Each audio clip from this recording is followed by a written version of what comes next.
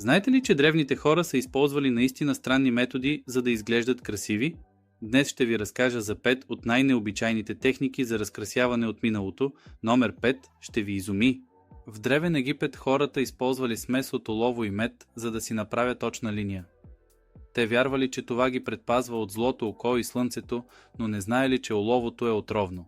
През Ренесанса жените използвали грим с бяла оловна пудра, за да избелят лицата си.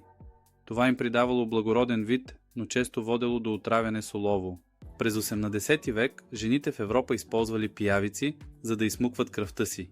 Така получавали естествено розов цвят на кожата, макар че методът бил доста неприятен. Клеопатра, известна със своята красота, спяла с златна маска на лицето. Смятало се, че това поддържа кожата млада и сияйна. Звучи луксозно, нали? В Древна Гърция и Рим жените използвали крокодилски изпражнения като маска за лице. Те вярвали, че това подмладява кожата. Представете си ароматите. Днес тези методи звучат странно, но в миналото били напълно нормални. Кой от тях ви впечатли най-много? Напишете в коментарите и ме последвайте за още любопитни факти.